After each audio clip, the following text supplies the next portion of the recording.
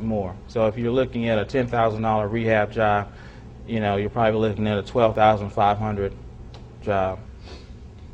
You kind of go on rules of thumb, and it's important that you can go in a house and just say, well, I know it needs carpet. Okay, I'm retailing this, so that's $1,500. New kitchen cabinets, that's $3,000. Tile. Just general rules of thumb that you can have when you're dealing with repairs.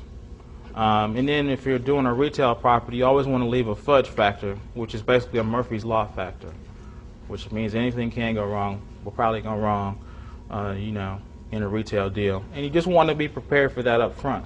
So if you know what you're getting into in a house up front, and say for instance you budget for an extra $2,000-3,000, and then nothing happens, you can be happy, as opposed to saying, well, I know the repairs are estimated at $15,000. I know it's got to be exactly $15,000 in order for this deal to work. Then you're not giving yourself a fudge factor or a cushion, and you're selling yourself a little short. Now let's talk about your buyer. This is Mr. John homeowner and Miss Sally homeowner. These are the people that are going to give you your big check at the end of the day. But you've got to make sure that these people can get qualified. Like I said, we were talking about wholesaling a few minutes ago.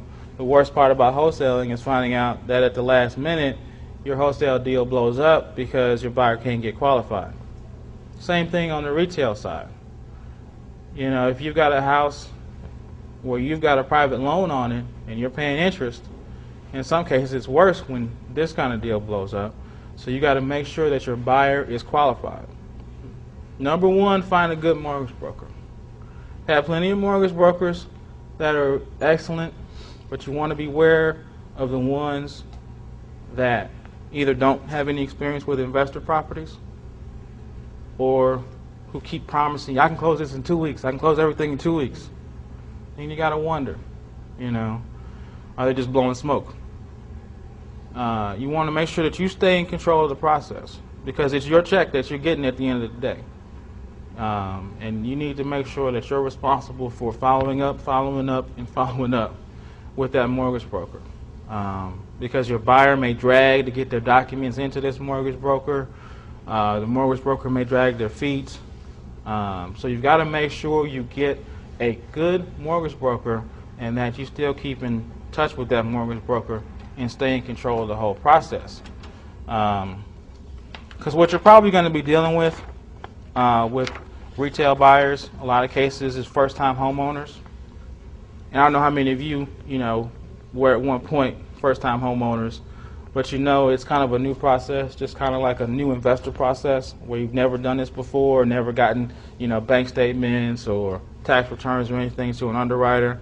So you've got to make sure that this person who you signed this contract with to sell this house to stays on their job and gets the documents in, and you just don't depend on the promises of the mortgage broker. You've got to make sure that you know exactly what's going on with the deal. Because if you don't know what's going on with the deal and you're just saying, oh, well, I know it's probably in underwriting now, and then you're wasting time and you're wasting money. And if the deal blows up because you could have prevented something, then it's a bad situation. I've already talked about a couple of these, but everything you do in retailing is a team effort. Talked about the mortgage broker, who you got to make sure you stay on. Talked about the contractors. Now, your real estate agent. Let me talk about the real estate agent for a minute. Are any of y'all real estate agents? Any family members real estate? No, I'm just kidding. I love real estate agents. I'm just joking about that. But if you're going to sell a property with a real estate agent, they're going to get a commission. You know that they're going to be responsible for marketing your house. And they have access to the majority of the buyers in this market or any market because they've got MLS. Some of them have buyers lists. Some of them specialize in selling rehab homes. So you want to make sure you have an agent. If you're going to sell a property through an agent and not on your own, you want to make sure this agent has the experience from dealing with investors or rehab properties and does more than just slaps his property on MLS. You want to find an agent that has a good marketing plan, because that can make or break your deal. Because you don't want to do all this work to the house, paying interest payments on it, and looking to sell it and make your profit, and have the agent be the reason that you're held up. So keep in mind that the real estate agent is a very important component of this whole equation. Closing attorney. This is another thing. I mean, it's probably more critical when talking about wholesaling that you have an attorney that understands assignments or simultaneous closings. But it's also important when you're looking at the retail side. You want to have someone that's flexible and easy to work with, understands that you've recently bought this property and are now reselling it, and someone that you can develop a long-term relationship with. So these 5 people, and I'll talk about the hard money lenders now. And if I haven't given it enough discussion, everybody have a knowledge, or at least some kind of working knowledge, of what a hard money lender is? A private lender, someone who lends you money just to fix up a property, or lends the money to your buyer just to fix it up. If you can go over it a little bit, could you explain it? Mm-hmm. Mm-hmm. A hard money lender is a lender that's going to lend you money based on the value of the house. Some lend based on credit, some lend just on the property.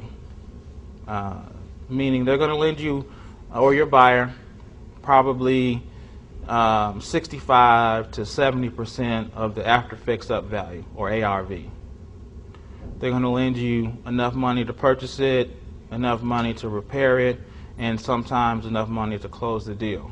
It can in some cases be a no or very minimal money down deal, which is what you want. Whether you want it for either yourself as the retailer, or you want it for your buyer if you're wholesaling it. Because the less money you have to pay, the better from your cash flow standpoint. And on the other side, the less money that the buyer has to pay, the better. It means they can do more deals. And a hard money lender will probably get between 4 and 6 points, interest rate between 14 and 16%. So it's basically like getting a venture capital loan. And you don't want to be in it for too long. It just serves the purpose of getting into the property for a short-term basis and then turning that property. So it's important that you have a relationship with a hard money lender, especially when you're retailing a property, because it's one thing to wholesale a property. If you have cash and you want to use your cash to buy a property and you're going to turn around and wholesale it, it's probably a lot easier for you to, the average person to do that.